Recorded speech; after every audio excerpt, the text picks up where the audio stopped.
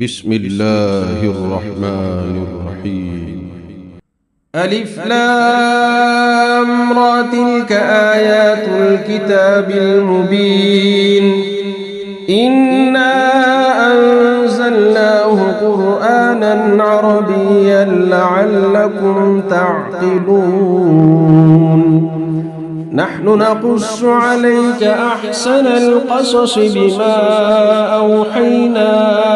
إليك هذا القرآن وإن كنت من قبله لمن الغافلين إذ قال يوسف لأبيه يا أبت إني رأيت 11 كوكبا والشمس والقمر رأيتهم لي ساجدين قال يا بني لا تقصص رؤياك على إخوتك فيكيدوا لك كيدا إن الشيطان للإنسان عدو مبين وكذلك يجتبيك ربك ويعلمك من تأويل الأحاديث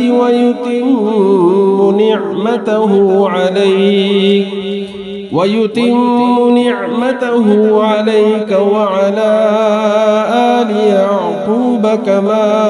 أتمها على أبويك من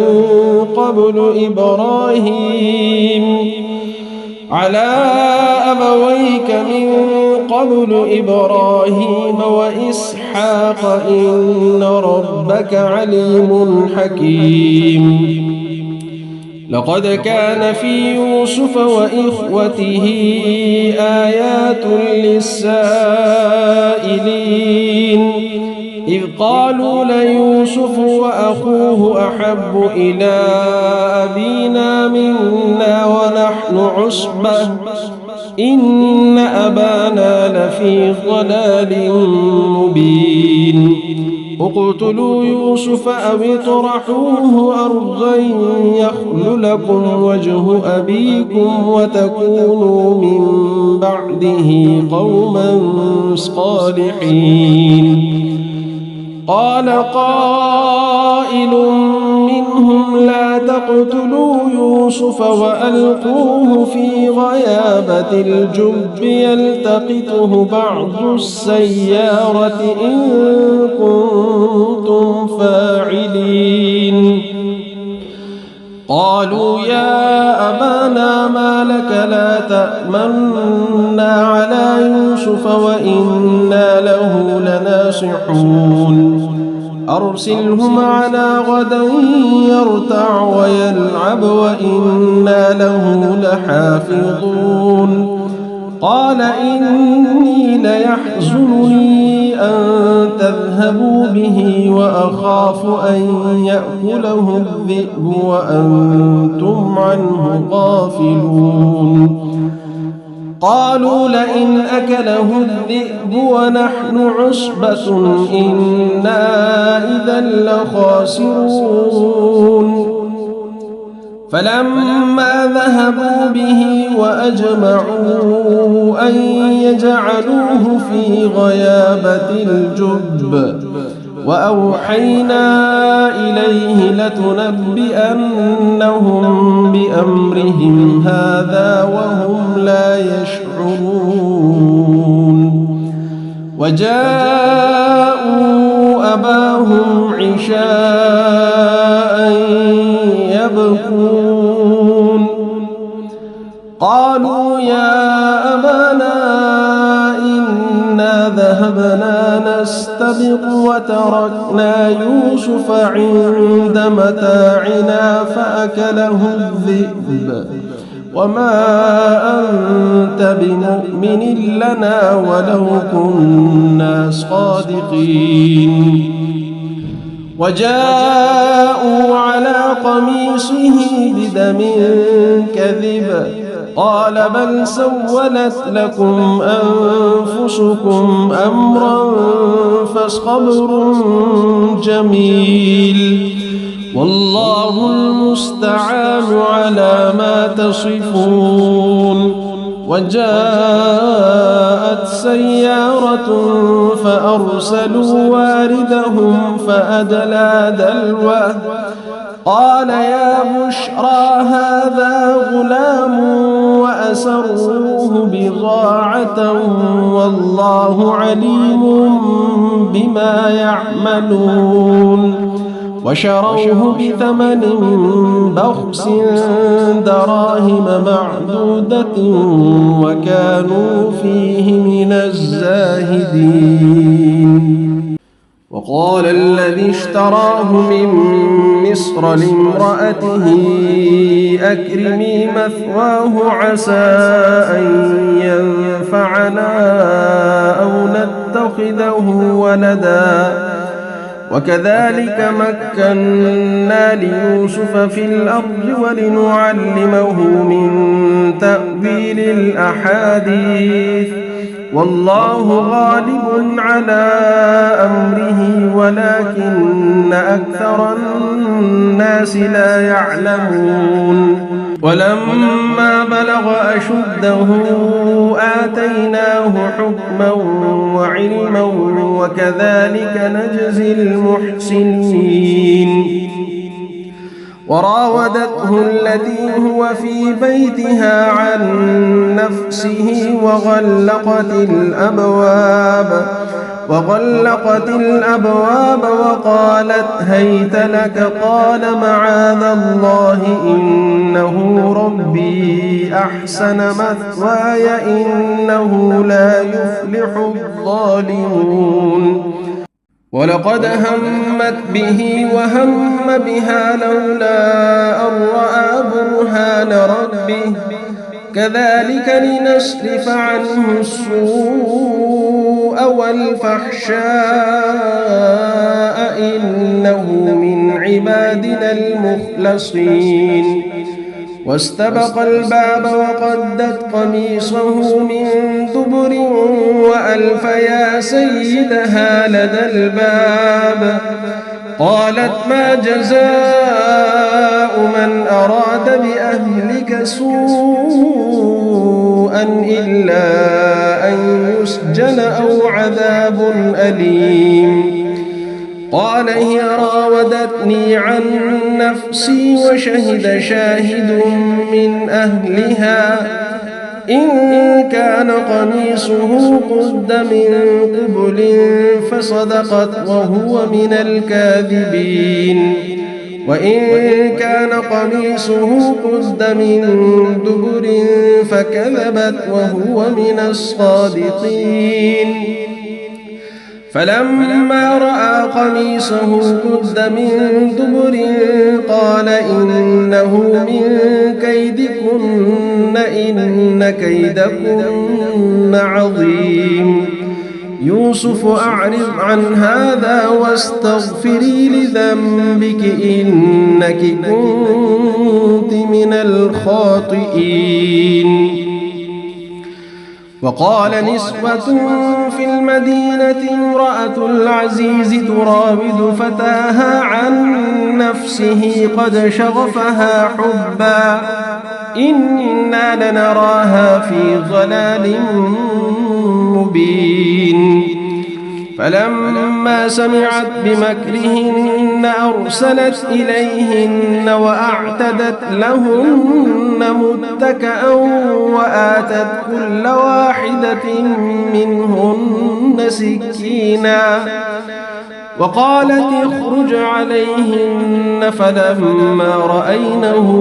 أكبرنه وقطعن أيديهن وقلن حاش لله ما هذا بشرا إن هذا إلا ملك كريم. قالت فذلكن الذي لمتنني فيه ولقد راودته عن نفسه فاستعصم ولئن لم يفعل ما آمره ليسجنن وليكون من الصاغرين. قال رب السجن أحب إلي مما يدعونني إليه وإلا تصرف عني كيدهن أصب إليهن وأكن من الجاهلين فاستجاب له ربه فصرف عنه كيدهن إنه هو السميع العليم ثم بدا لهم من بعد ما رأوا الآيات ليسجننه حتى حين ودخل معه السجن فتيان قال أحدهما إني أراني أعصر خمرا وقال الآخر إني أراني أحمل فوق رأسي خبزا تأكل الطير منه نبئنا بتأويله إنا نراك من المحسنين قال لا يأتيكما طعام ترزقانه إلا نبأتكما بتأويله قبل أن يأتيكما ذلكما مما علمني ربي إني تركت ملة قوم لا يؤمنون بالله وهم بالآخرة هم كافرون واتبعت ملة آبائي إبراهيم وإسحاق ويعقوب ما كان لنا أن نشرك بالله من شيء ذلك من فضل الله علينا وعلى الناس ولكن أكثر الناس لا يشكرون يا صاحبي السجن أأرباب متفرقون خير أم الله الواحد القهار ما تعبدون من دونه إلا أسماء سميتموها أنتم وآباؤكم ما أنزل الله بها من سلطان إن الحكم إلا لله أمر ألا تعبدوا إلا إياه ذلك الدين القيم ولكن أكثر الناس لا يعلمون يا صاحبي السجن أما أحدكما فيسقي ربه خمرا وأما الآخر فيصلب فتأكل الطير من رأسه قضي الأمر الذي فيه تستفتيان وقال الذي ظن أنه ناج منهما اذكرني عند ربك فأنساه الشيطان ذكر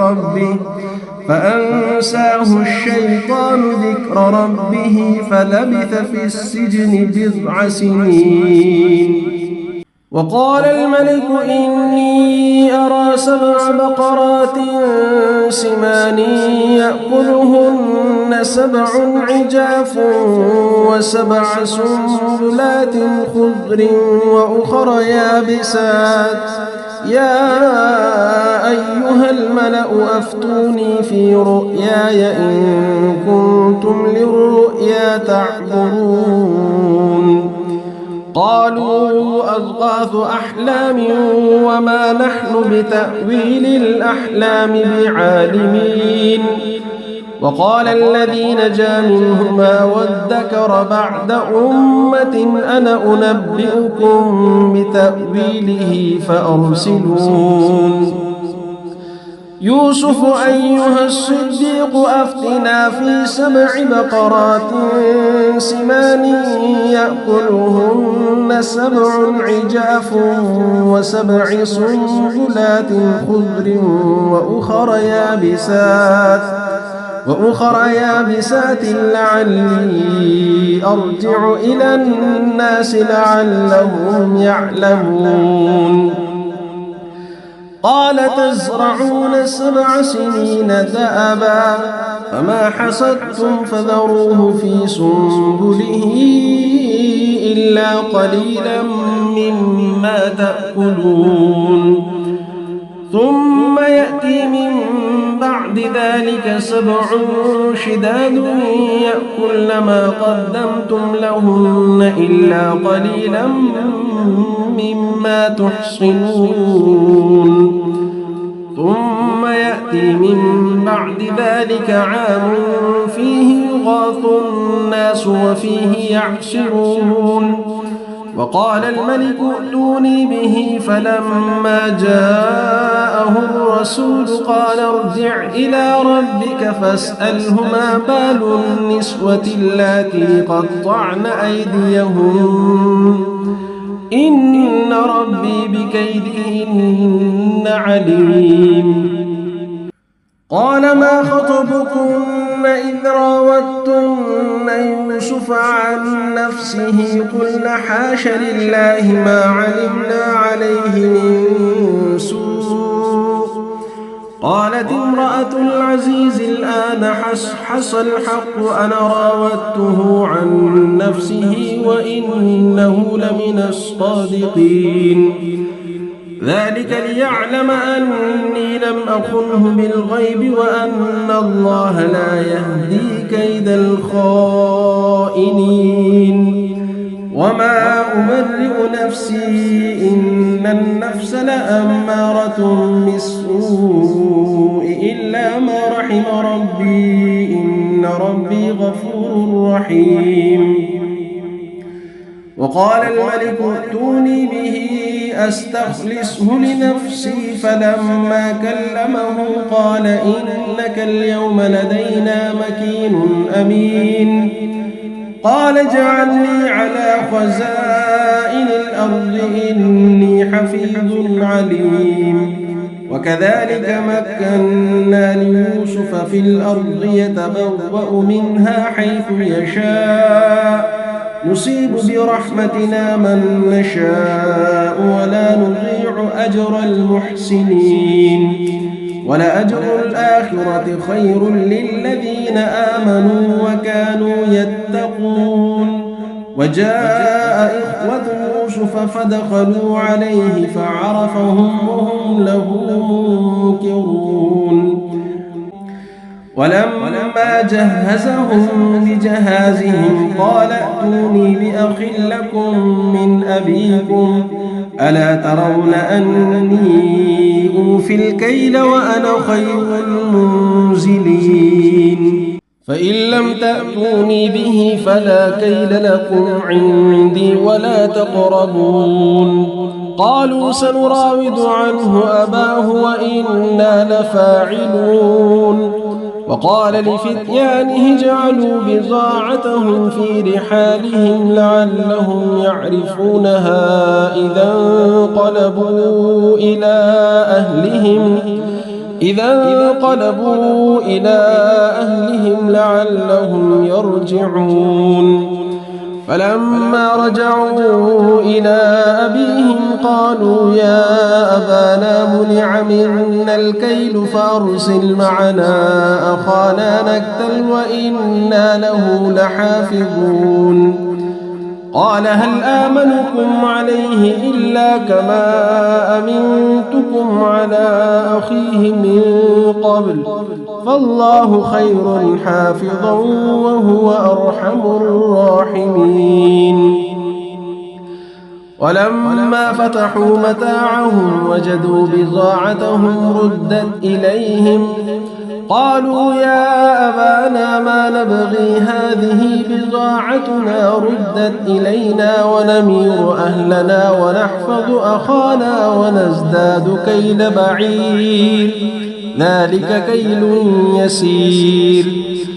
قال لن أرسله معكم حتى تؤتون موثقا من الله لتأتونني به إلا أن يحاط بكم فلما آتوه موثقهم قال الله على ما نقول وكيل وقال يا بني لا تدخلوا من باب واحد وادخلوا من أبواب متفرقة وما أغني عنكم من الله من شيء إن الحكم إلا لله عليه توكلت وعليه فليتوكل المتوكلون. ولما دخلوا من حيث أمرهم أبوهم ما كان يغني عنهم من الله من شيء إلا حاجة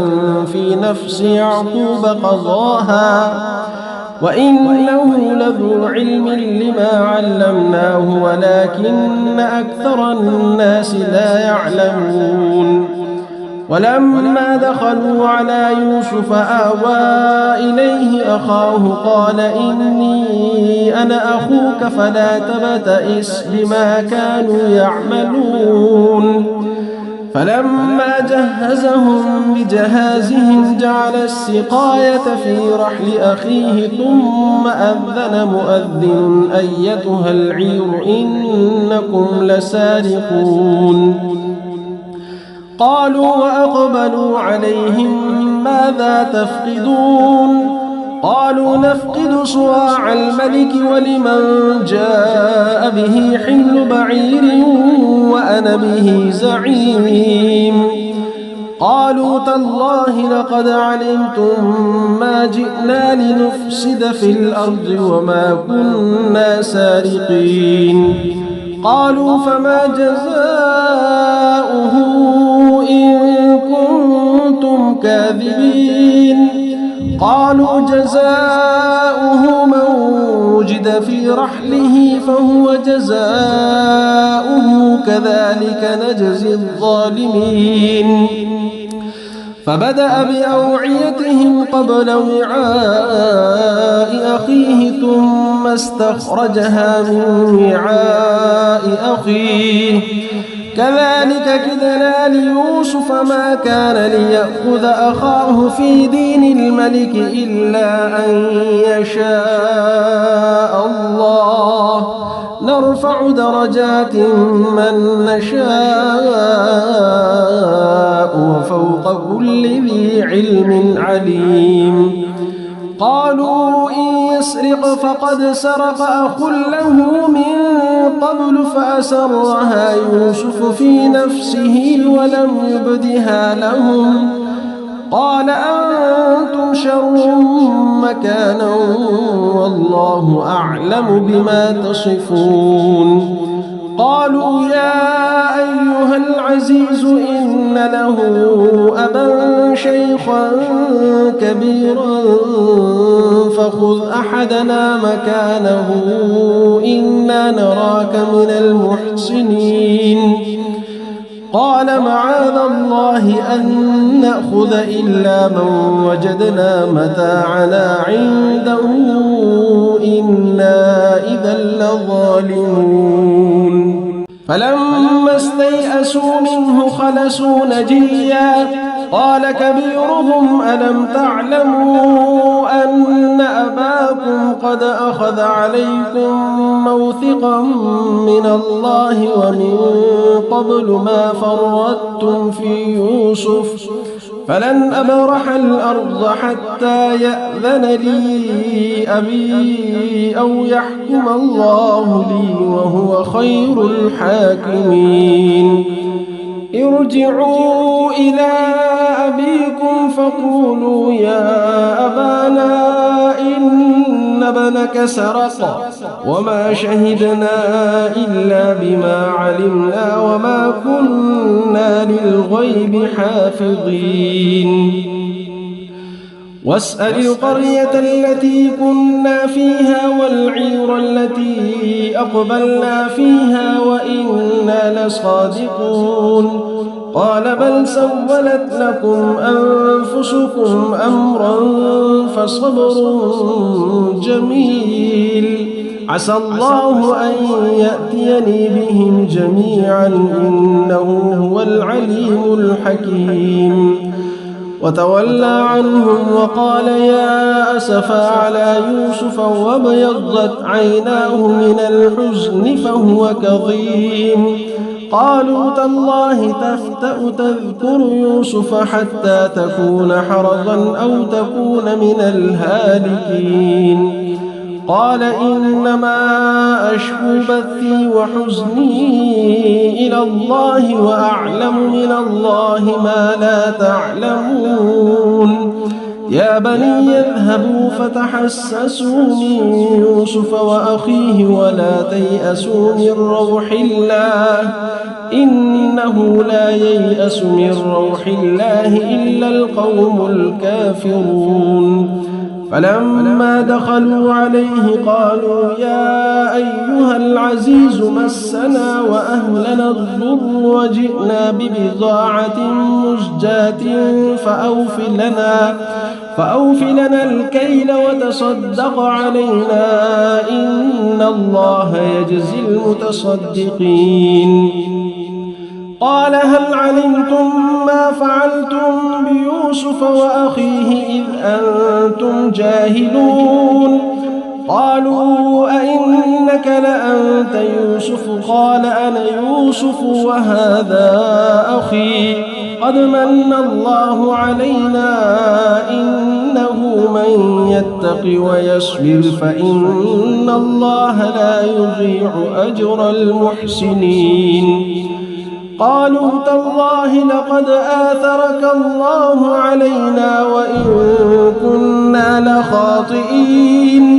قال لا تثريب عليكم اليوم يغفر الله لكم وهو أرحم الراحمين.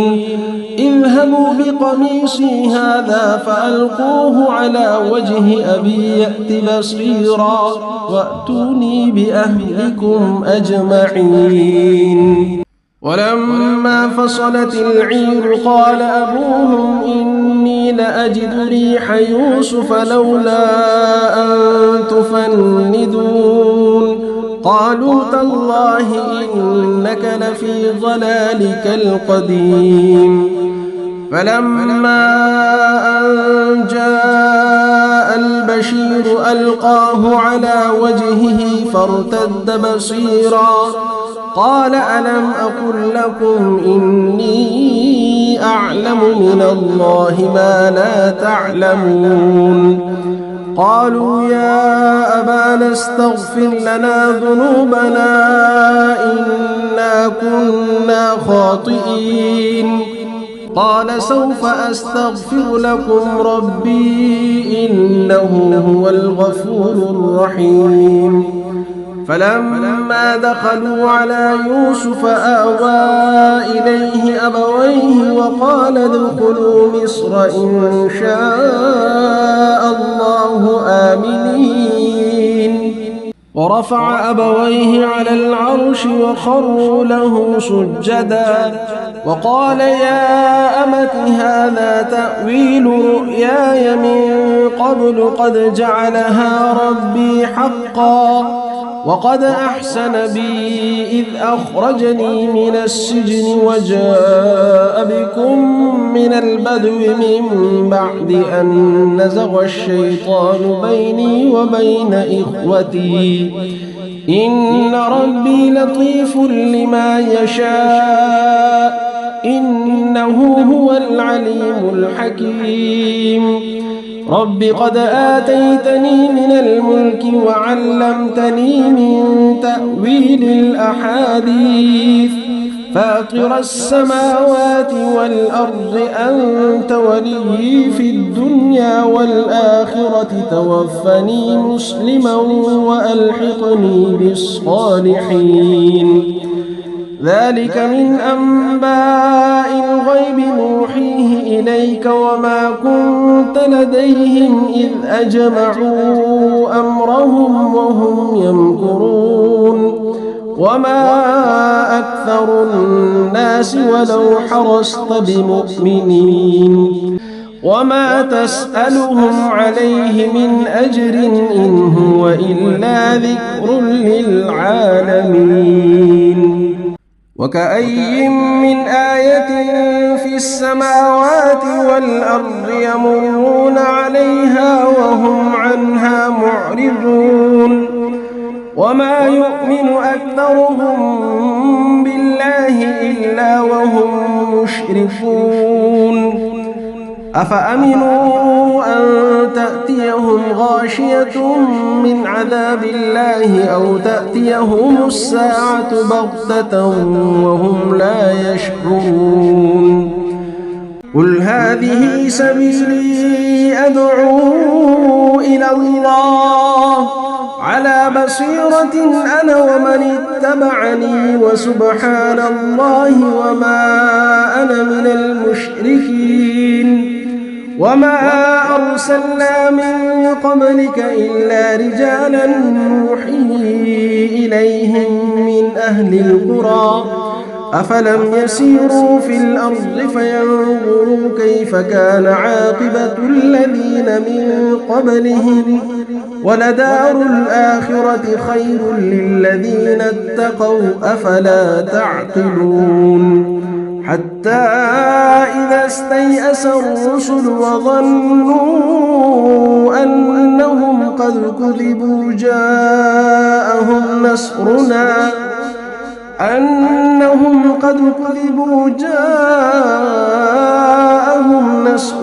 فنجي من نشاء